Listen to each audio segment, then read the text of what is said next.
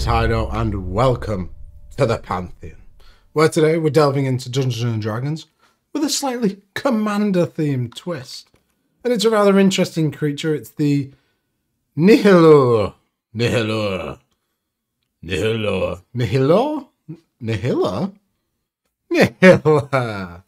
Or something vaguely similar to that. 5 mana for a 3/5 horror. When it enters the battlefield, for each opponent, tap up to 1 untapped creature you control. When you do, gain control of target creature that player controls with power less than or equal to the tapped creature's power for as long as you controlled Nihiloor. Whenever you attack with a creature an opponent owns, you gain 2 life and that player loses 2 life.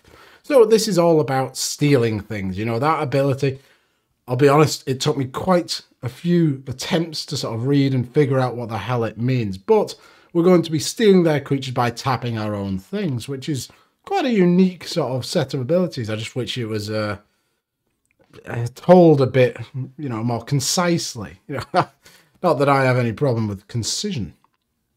I don't think that's a word anyway. But if you like my concise attempts to talk about cards, oh, what a transition that was.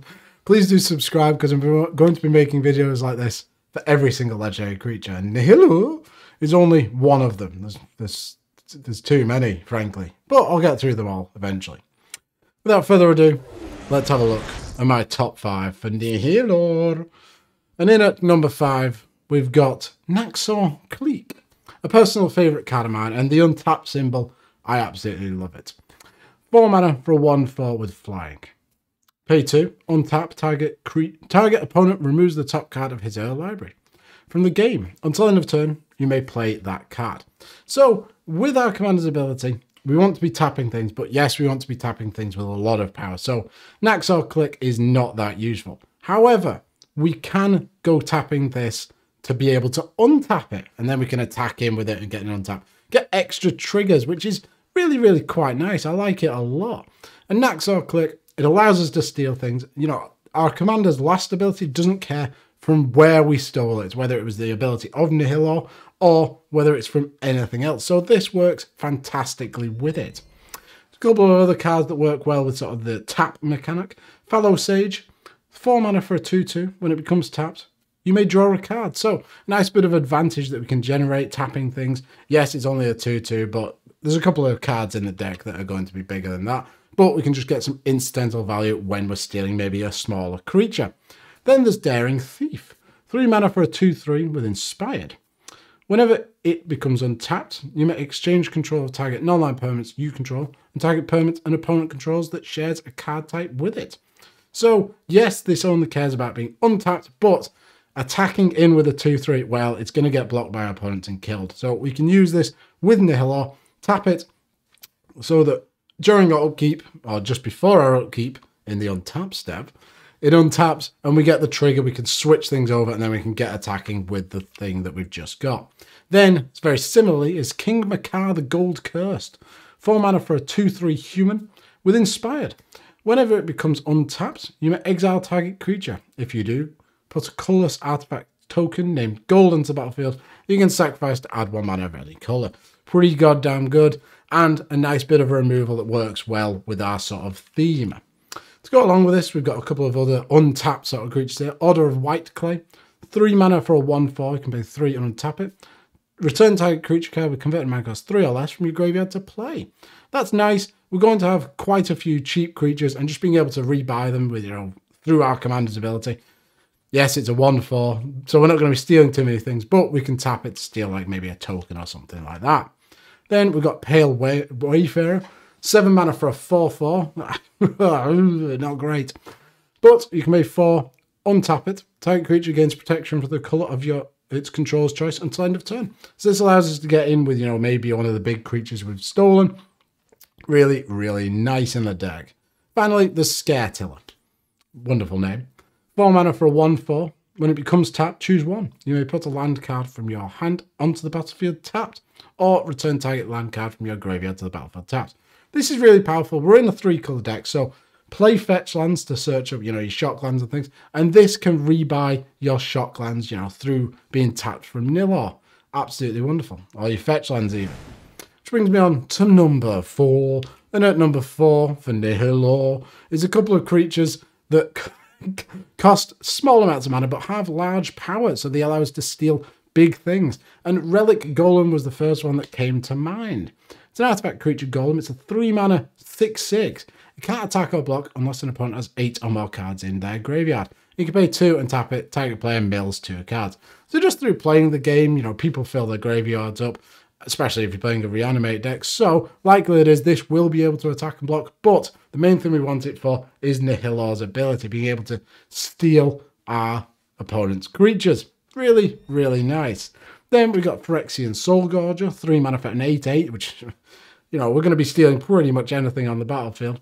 But it does have cumulative upkeep, sacrifice a creature. So with all the creatures we're stealing, well, we can sacrifice them to keep this around. You know, say our opponent has an indestructible creature, we can steal it using the size of Phyrexian Soulgorger, gets to our upkeep, we sacrifice it, we've dealt with the problem. Pretty nice. Then we've got Egon, God of Death. 3 mana for a 6/6 Death Toucher.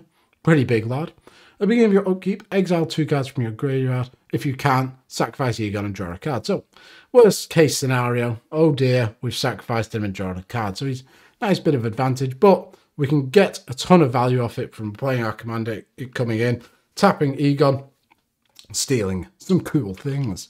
If you don't want to play Egon on that side, there is the Throne of Death on the other side. 1 black for a legendary artifact. Beginning of your upkeep, mill a card, which is, you know, could help with the deck, you know, if you're building and sort of reanimate. Don't know what that voice was. Sorry about that. 3 mana, tap it, and exile a creature card from your graveyard, draw a card. So you can get a nice bit of advantage through that.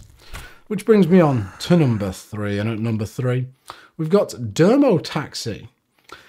Now, we want to steal our opponent's creatures on the field, but why don't we steal them from a couple of other places? And Dermo Taxi, it's a cool version of that, and also led me into thinking more about sort of the whole mechanics of the deck. We're tapping creatures for a lot of things, so why don't we go into the sort of vehicle sort of, you know, collecting, you know, why don't we own lots of cars?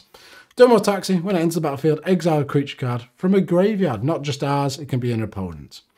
Tap 2 untap creatures you control. Until end of turn, Dermo Taxi becomes a copy of the imprinted card, except it's a vehicle artifact in addition to its other types. Wonderful. I love a good taxi that's made out of the skin of human beings. This is wonderful. You know, can get you a massive creature, maybe a Ginger Taxis or something like that, and then you can just start ploughing in with a Ginger Taxis. And just tapping our creatures to get some value from untapping them. It's just really nice. But to go along with it, why don't we have a whole sort of crew vehicle mechanic built into the deck? Peace Walker Colossus is a great card for this. 3 mana for an artifact vehicle. Can pay 2 mana. Another target vehicle you control becomes an artifact creature until end of turn, which means you don't have to crew it. And then it's a crew cost of 4 power. So the good thing about the vehicles is they generally are really quite big. So this is 3 mana 6/6, you know, if you have a couple of little idiots that you can tap to crew it, which works really well with our commander's ability. If we crew this before commander enters, well, then we can tap this and get a 6 power creature. Really, really nice. Then, because we're playing blue, we've got the Omen Keel. 2 mana for a 3/3 artifact, legendary vehicle. Whenever a vehicle you control deals combat damage to player, that player exiles that many cards from the top of their library. You may play lands from among those cards for as long as they remain exiled. So this is a nice bit of advantage. We're not only stealing creatures, we're stealing lands as well. And the crew cost is 1, so it's nice and effective. On the other side, we have Cosmere, God of the Voyage. 3 mana for a 2/4 god. At the beginning of your upkeep, oh, lots of words. You may exile Cosmere. If you do, it gains whenever a land enters the battlefield under your control. If Cosmere is exiled, you may put a Voyage counter on it. If you don't, return Cosmere to the battlefield with X 1/1 counters on it and draw X cards where X is the number of Voyage counters on it. Cool. Okay, so if we're playing lots of lands, you know, maybe you're playing fetch lands like I mentioned earlier, you can get multiple triggers on Cosmere when it's in exile and then draw multiple cards when it comes back in. Really, really quite cool, but the main reason is the Omen Keel for playing that card. Then, talking about, you know, big creatures with low CMC, Consulate Dreadnought is a 1 mana vehicle with crew 6. It's a 7-Eleven. It's a shop. You can buy all sorts of hot dogs and guns, I assume. I can't remember. But this is quite cool, and it's a vehicle that works well. Then we've got Cultivator's Caravan. Ramp is always important. 3 mana for a 3 crew vehicle that taps for 1 mana of any colour. So even if you're not crewing it, it's just a mana rock, which is what you always want in your decks. And it's a 5/5 if you are crewing it. So pretty goddamn good. Then to finish off, we've got a Parhelion 2. Don't know what happened to 1. Crash probably. Don't know. Maybe it got turned into this, you know. But then is it just Parhelion 1 if it's the base? If the basis of this is the original, is it not still the original? At what point does it stop being the original? Philosophical questions. 8 mana for a 5/5 vehicle. It's got flying, first strike, and vigilance. Whenever it attacks, create 2 4/4 white angel creature tokens with vigilance and flying that are also attacking. So this gets in for absolutely wedges of damage, and it's got crew 4. Really, really nice. So an interesting take on where this deck could go. I don't particularly think it's very strong, but it's interesting, and it's something you might think about. Which brings me on to number 2. And at number 2, we've got, well, mass reanimation. Because as I said earlier, it doesn't matter where we got our opponent's creatures.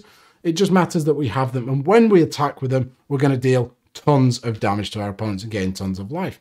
And Rise of the Dark Realms is the sort of poster child for that.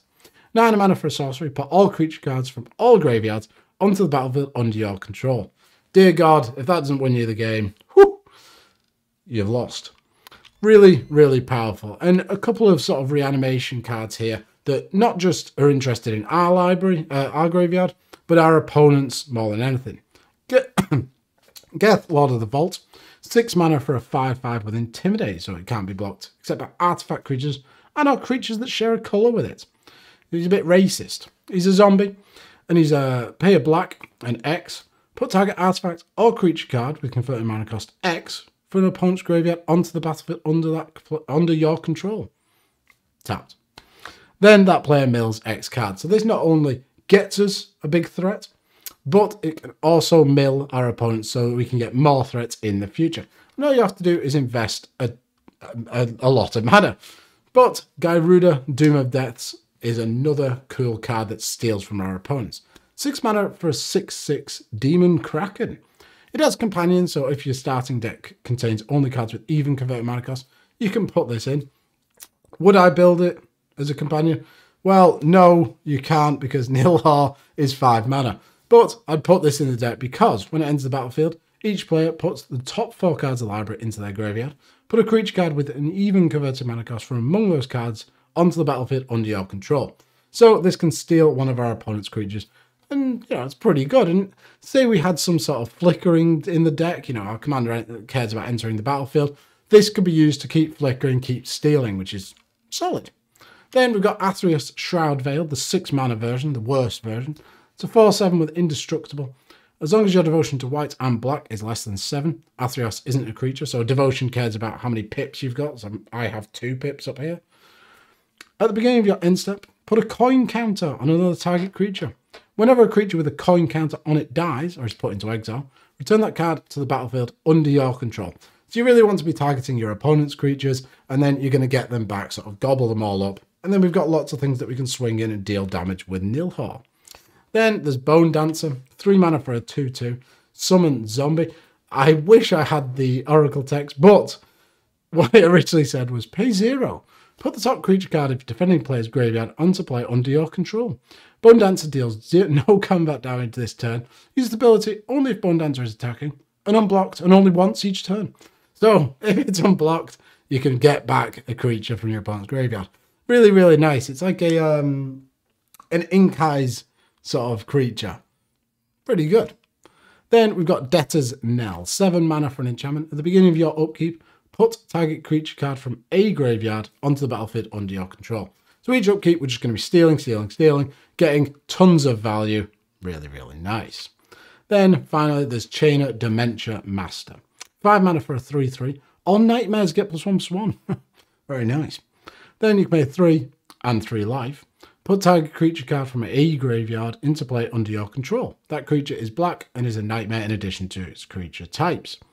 When it dimension leaves play, remove all nightmares from the game. So, okay, it's a lightning bolt for removal. It's a lightning bolt. It dies because it's a 3/3.